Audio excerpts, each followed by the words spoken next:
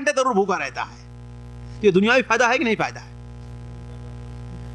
اور آخرت کا فائدہ تو بے شمار ہے. اللہ تبارک و تعالیٰ کا فرمان ہے کہ تمام بندوں کے سارے اعمال کا بدلہ تو اس کے لیے متعین کر دیا ہے ہم نے. البتہ روزہ جو ہے اس کا بدلہ بے حساب ہم دیں گے. فَإِنَّ الصَّوْمَ لِي وَأَنَا أَجْزِي بِهِ، روزہ میرے لیے ہے اور میں اس کا بدلہ دوں گا. لیکن یہ روزہ صرف رمضان تک محدود نہ رہ جائے. میں اپنے بھائیوں سے گزارش کروں گا، خاص طور پر وہ بھائی جن کا کام آسان، کم سے کم مہینے کے اندر 3 روزہ ضرور رکھ لیا کریں. اللہ کے رسول صلی اللہ علیہ وسلم فرمان ہے، حضرت ابو ہریرہ کی روایت ہے کہ جو انسان مہینے کے اندر 3 روزہ رکھے گا اللہ تعالیٰ اسے سال بھر روزہ رکھنے کی توفیق عطا فرمائے گا. اور دیکھیں یہ شروع میں بڑا مشکل لگتا ہے، لیکن آپ اپنی عادت بنا لیجئے تو 3 روزہ 30 دن کے اندر رکھنا کوئی مشکل کام نہیں ہے. اسی طریقے سے رمضان المبارک کے استقبال کے لیے ہم اور آپ قیام اللیل کا بھی اہتمام کریں. یعنی جسے ہم کیا کہتے ہیں رمضان المبارک میں؟ تراویح کہتے ہیں. کچھ ہمارے بھائی شروع میں تراویح کے اندر بڑے جذبے سے پڑھیں گے. پہلی رات کو دیکھیے تو ہمارے ہندوستانی اور پاکستانیوں سے پوری مسجد بھری رہتی ہے کہ نہیں؟ لیکن تھوڑا تھوڑا جہاں کم ہوتا جائے گا، یہاں تک کہ آخری عشرے کے اندر کوئی نہیں باقی رہتا الا ماشاء اللہ. ہوتا ہی نہیں ہوتا ہے. اور ہمارے ہندوستان پاکستان میں دیکھتے رہتے ہیں امام صاحب جیسے ہی قرآن مجید ختم کر دیجئے، 1 دن میں ختم کریں جو بدعت ہے، 3 دن میں ختم کریں، 1 ہفتے میں ختم کریں، 10 دن میں ختم کریں. اور ہمارے یہاں کے حافظ صاحب بڑے ہوشیار ہیں، مسجد والوں سے طے کیے ہوئے ہیں کہ شروع کے 10 دن تمہارے یہاں پڑھاؤں گا، اس کے بعد کے 10 دن تمہارے یہاں، اس کے بعد کے 10 دن وہاں جا کے پڑھاؤں گا. میں دلی میں تھا ایک بار، تراویح پڑھا رہا تھا، تو 27 یا 28 رمضان کو جب قرآن ختم ہو گیا تو ایک صاحب میرے پاس ہے کہ خلاص اب تو کل تو تراویح نہیں پڑھیں گے آپ. ہم نے کہا وہ کیوں بھائی؟ کہا اب تو قرآن ختم ہو گیا. ہم نے کہا بس اگر قرآن ختم ہو گیا تراویح ختم ہو گئی، رمضان تو باقی ہے. یہ غلط تصور ہم نے اپنے ذہن کے اندر رکھ لیا ہے. یہ غلط تصور ہم نے اسی لیے مجبور کیا جاتا ہے اپنے امام صاحب خود تیز قرآن پڑھے، اور اتنا تیز قرآن پڑھتے ہیں کہ آخر میں یعلمون تعلمون کے علاوہ اور کوئی سمجھ بات نہیں آتی ہے. یہ وہ قرآن ہے جو لعنت بھیج رہا ہے پڑھنے والے پر بھی اور سننے والے پر بھی. جیسا کھیل قرآن کے ساتھ سننے والے اور پڑھنے والے کر رہے ہیں، قیامت کے دن اللہ تعالیٰ ان کے ساتھ جیسا ہی کھیل کرے گا. الجزاء من جنس العمل، جیسی کرنی ویسے جیسا کرے گا. قرآن کے ساتھ مذاق اور کھیل یہاں پر، یہی کھیل اس کے ساتھ اللہ تعالیٰ دن قیامت میں بھی کرے گا. تو عرض کرنے کا مقصد تراویح کا اہتمام کیا جائے، لیکن پورے مہینے کی. اور صرف پورے مہینے کی تراویح نہیں بلکہ یہی تراویح رمضان تراویح کہلاتی ہے، اور دوسرے دنوں میں کیا کہلاتی ہے؟ تہجد کہلاتی ہے. اس کا اہتمام کریں. سے کم میں جانتا ہوں کہ اگر ہمارے بھائی کوشش کر لیں تو روزانہ اگر کم سے کم 2 رکعت نفل اور 3 رکعت وتر یعنی 5 رکعت کسی پر پڑھنا مشکل نہیں ہے. کیوں؟ اس لیے کہ عمومی طور پر لوگ 10:30 11 12 سے پہلے سوتے نہیں. اگر سونے سے پہلے وہ لوگ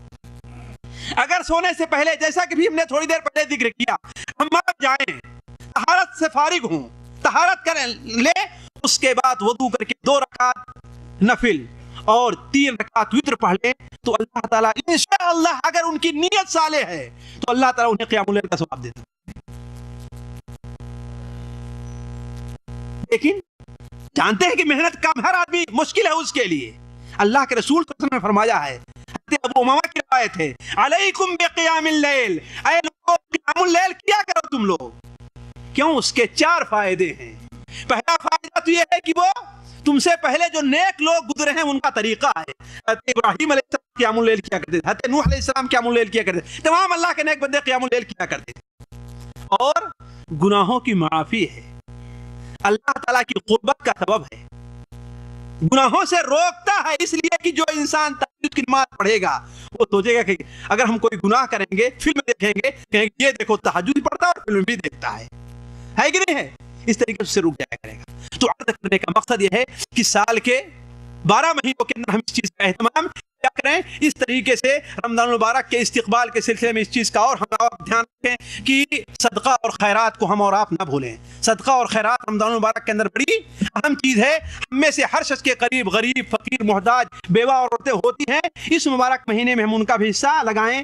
مجاہدین ہیں اور اس طریقے سے جو لوگ اللہ تعالیٰ کے راستے میں شہید ہو گئے ہیں، وہ بیوہ عورتیں ہیں، بچے ہیں، کم سے کم ہم انہیں نہ بھولیں. اللہ تعالیٰ سے دعا ہے کہ اللہ تعالیٰ ہماری ان باتوں کو قبول فرمائے اور آپ لوگوں کے دلوں میں اتار دے اور اس پر ہمیں اور آپ کو عمل کرنے کی توفیق عطا فرمائے.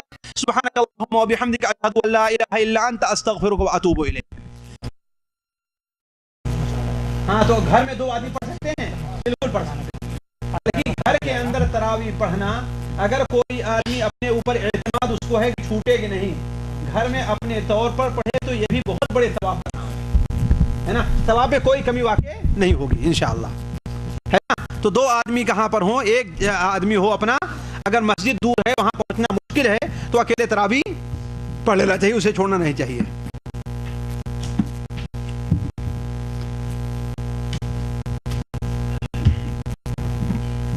دیکھیے سوال ہے، مردوں اور عورتوں کی نماز میں کیا فرق ہے، قرآن اور سنت کی روشنی میں بتلائیں. بھائی دیکھیے، جہاں تک میں عالم نہیں ہوں، البتہ جہاں تک عالموں کی بات ہم نے پڑھی ہے اور حدیث شریف پڑھا ہے، کسی بھی حدیث کے اندر مجھے عورت اور مرد کی نماز کے اندر کوئی فرق نہیں ملا ہے کہ ہاں یہ فرق ہے عورت مرد کی نماز میں. کسی بھی حدیث کے اندر اللہ کے رسول صلی اللہ علیہ وسلم نے عورت اور مرد کی نماز میں فرق نہیں بتلایا، بلکہ اگر ہم سے بھول نہیں ہو تو بخاری شریف کے اندر ہے حضرت ام دردہ رحمہ اللہ سے متعلق کہ وہ امام بخاری رحمہ اللہ بیان فرماتے ہیں کہ وہ جب نماز میں بیٹھتی تھی تو مردوں کی طرح بیٹھتی تھی، ہے کہ نہیں. یہ حضرت ابو دردہ رضی اللہ تعالی عنہ کی بیوی ہیں، یہ نماز میں بیٹھتی تو کیسے بیٹھتی تھی، مردوں کی طرح بیٹھتی تھی. تو یہ فرق کرنا نماز میں کہ ہاں مرد تو یہاں نیت باندھے اور عورت یہاں اپنے ہاتھوں کو باندھے، یہ چیز کسی بھی صحیح حدیث بلکہ ضعیف حدیث سے یہ چیز وارد نہیں ہے. اسی طریقے سجدہ کرنا اور بیٹھنا، یہ جو عورت مرد کے نماز پڑھنے کا طریقہ ہے وہی عورت کے بھی نماز پڑھنے کا طریقہ ہے. البتہ اس طریقے سے فرق ہے کہ مرد کے لیے بہتر نماز پڑھنا کہاں ہے، بلکہ واجب ہے جماعت سے مسجد میں نماز پڑھنا، اور عورت کے لیے نماز پڑھنا اپنے گھر کے جتنی تاریکی میں پڑھ سکے وہ اس کے لیے وہ نماز پڑھنا بہتر ہے. یہ اللہ کے رسول صلی اللہ علیہ وسلم کا فرق، یہ فرق ہے حدیث شریف سے واضح ہے. یہ وہ فرق ہے جو واضح ہے کہ مرد فرض نمازیں کہاں پڑھے گا، مسجد کے اندر مسلمانوں کے ساتھ جماعت سے پڑھے گا، اور عورت کہاں پڑھے گی، اس کے لیے بہتر ہے. البتہ اگر جماعت سے نماز پڑھنا چاہے تو پڑھ سکتی ہے، لیکن بہتر اس کے لیے کیا ہے کہ وہ گھر میں نماز پڑھے. اور گھر میں بھی گھر کے باہری حصے میں پڑھنے کے مقابلے گھر کے بالکل اندرونی حصے میں نماز پڑھنا کیا ہے اس کے لیے زیادہ بہتر ہے. میں جن کے سوالات آگے بڑھانے، روزہ کھولنے کا سنت کا طریقہ کیا ہے. دیکھیے روزہ کھولنے کا طریقہ، اگر آپ یہ چاہتے ہیں کہ روزہ کھولتے وقت کیا کیفیت ہونی چاہیے تو اس کے لیے کوئی چیز نہیں ہے. البتہ اگر یہ چاہتے ہیں کہ اس کی دعا کیا ہے اور کن چیزوں سے روزہ افطار کیا جائے، اس کے لیے دعا ہے کہ روزہ کھولنے سے پہلے کیا کہے، بسم اللہ اللہم لک صمت وعلی رزقک، اور افطار کرنے کے بعد کیا، ذهب الظمأ وابتلت العروق وثبت الاجر ان شاء اللہ تعالی، ہے کہ نہیں ہے. اس کے علاوہ کچھ لوگ یہ کرتے ہیں کہ روزہ افطار کرنے سے پہلے ہاتھ اٹھا کر کے دعا مانگنا شروع کرتے ہیں. افطار کے وقت مومن کی دعا قبول کی جاتی ہے، تو عبداللہ ابن عمر کی یہ روایت ہے، لیکن اس روایت کے اوپر بعض علماء نے کلام کیا ہے. البتہ اگر دعا کرنا ہے تو اس کے لیے ضروری نہیں ہے کہ لوگوں کے سامنے ہاتھ اٹھائے، اس لیے کہ اس میں ریا کا بھی شبہ ہو سکتا ہے. وہ بیٹھا ہوا ہے نا اس دسترخوان پر بھی، تو اپنے دل میں یا آہستہ آہستہ اللہم اغفر لی، اللہم اللہ ہمیں معاف کر، دعا آسانی سے اس کو کر سکتا ہے. اور روزہ جن چیزوں سے افطار کیا جائے گا، اللہ کے رسول صلی اللہ علیہ وسلم کا جو طریقہ ہے، حضرت عائشہ رضی اللہ تعالیٰ بیان فرماتی ہیں کہ آپ صلی اللہ علیہ وسلم رطب سے روزہ افطار کیا کرتے تھے، ہے کہ نہیں. اور اگر رطب نہیں یعنی تر کھجور، تازہ کھجور ہے نا، اور اگر وہ نہیں تو عام کھجور سے، اور نہیں تو آپ پانی سے افطار کیا کرتے تھے. البتہ اس بارے میں وسعت ہے کہ انسان رطب سے افطار کرے، پانی سے افطار کرے. البتہ اللہ کے رسول صلی اللہ علیہ وسلم کا طریقہ یہی رہا کہ اب زیادہ تر جو ہے رطب سے روزہ افطار کیا کرتے تھے.